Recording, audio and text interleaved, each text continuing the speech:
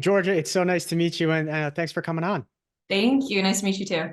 So I'm going to throw a couple numbers at you quickly. Viewed for 542 million minutes in its premiere week and debuted in the sixth spot on Nielsen's streaming originals Mhm. chart for the week of January 8th. How does that feel?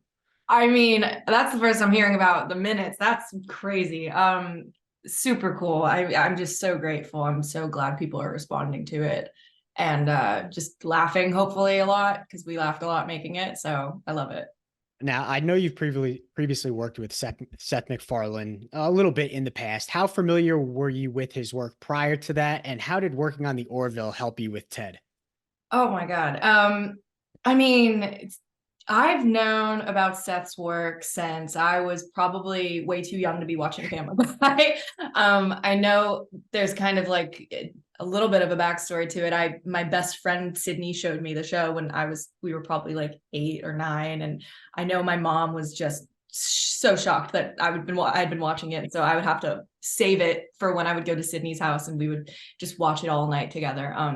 So I've always loved his sense of humor, and working on the Orville was really cool, just to kind of get to see the way that he drives a set and just kind of the work ethic. Everybody similar to Orville, everybody on Ted showed up ready, knew their character in and out.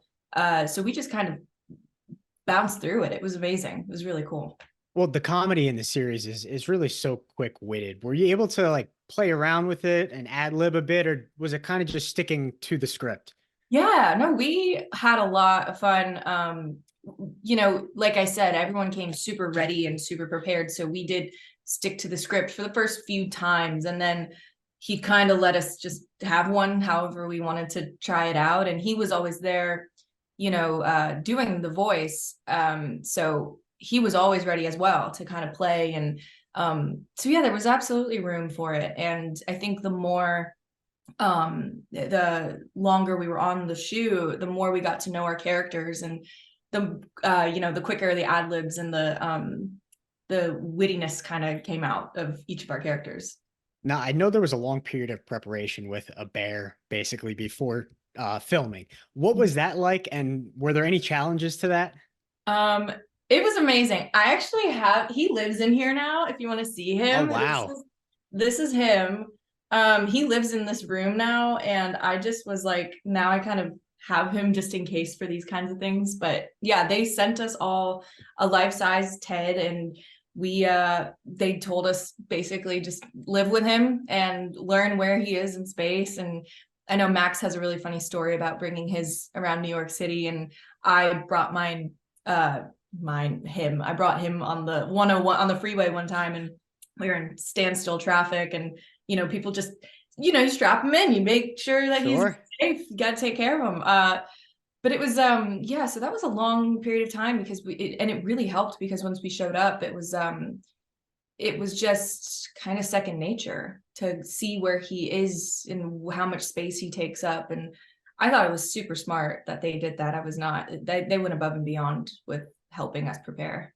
Now, did you name yours Ted, or did you give it another name? No, that's Ted. I Okay. think it would be doing a disservice if I named him anything else, because he's just an icon. And you look at him and you can't really see anything else but Yeah. him. So Well, as crazy as it sounds, talking about basically the history of a real life teddy bear, did you go back and watch the Ted films to get a sense of what the tone of the prequel series was going to be? yeah. I remember my brother and we did a marathon together right after I booked it because I just couldn't wait. I was so excited.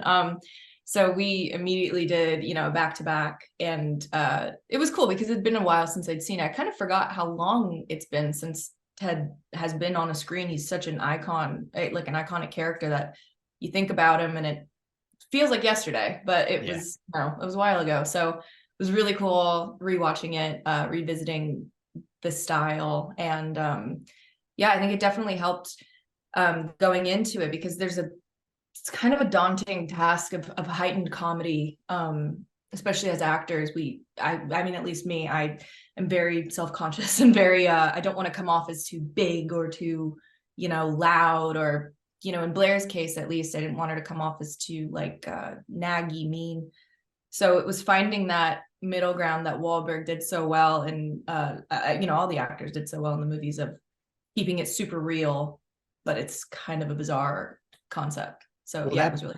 that brings me to Blair. She's the level-headed, most educated character in the show, but even she gets pulled into some crazy scenarios. How did you balance kind of being that voice of reason?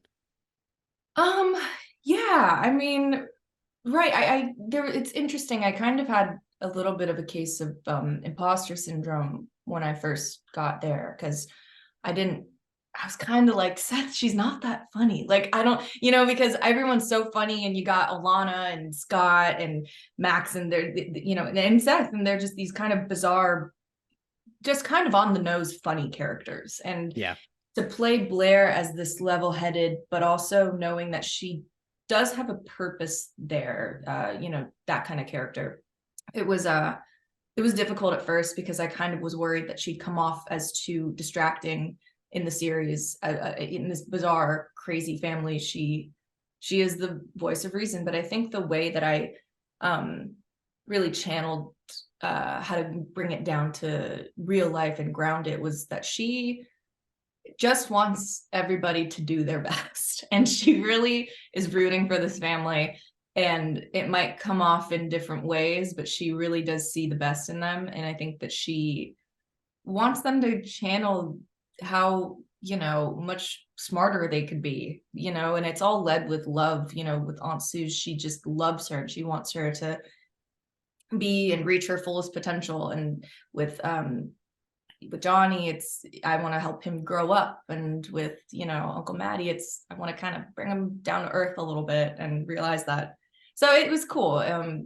Yeah, it was a challenge, but it ended up working out pretty well. So Now, I want to end on a fun one. If there is to be a season two, what are some directions you'd like to see Blair go in? Because I would kind of love to see her teach Ted and Johnny about, AOL Instant Messenger in the yeah. 90s. What's something that you could see being a fun storyline?